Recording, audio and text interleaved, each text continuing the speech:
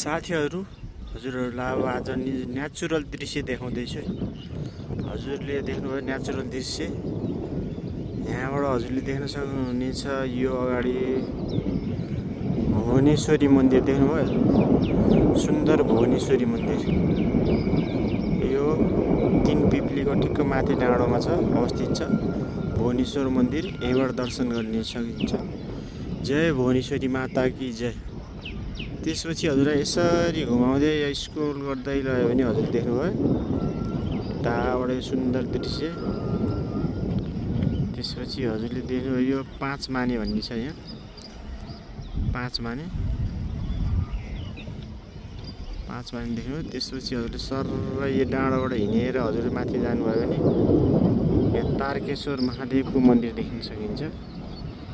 तारकेश्वर महादेवको मन्दिर ठ्याक्क हो यो भद्रेको मुनिपट्टि छ। देख्नुभयो यो तारकेश्वर महादेवको दर्शन गर्न सक्नुहुनेछ। यहाँ सुन्दर दृश्य प्राकृतिक, यो हरियाली जङ्गलको बिचमा छ, ठ्याक्कै भिरमा छ। तारकेश्वर महादेवको जय, तारकेश्वर महादेवको जय।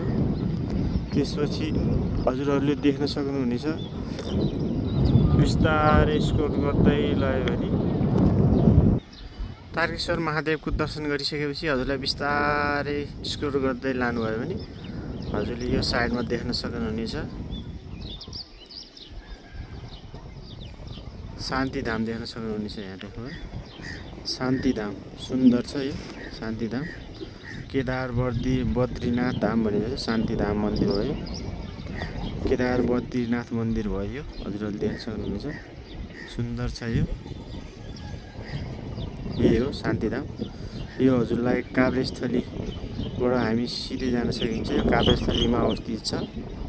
सुन्दर शान्तिधामको दर्शन गरिसकेपछि हजुरहरूले देख्न सक्नुहुन्छ यसकै ठिक्क माथिपट्टि डाँडोमा हजुरले सुन्दर एउटा नेपाली झन्डा देखिएको छ। देख्नुभयो सुन्दर नेपाली झन्डा देखिएको छ फरफराइरहेको।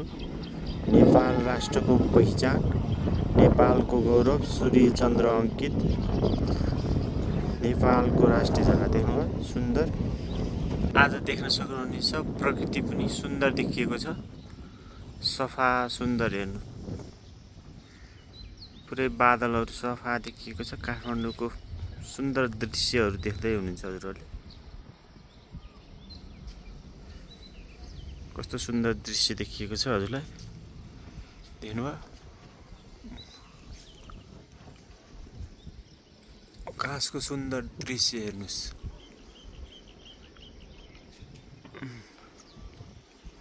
यहाँ सूर्य पनि देखिरहेको छ हजुरलाई। सुन्दर दृश्यले कति राम्रो सुन्दर दृश्य छ देख्नु।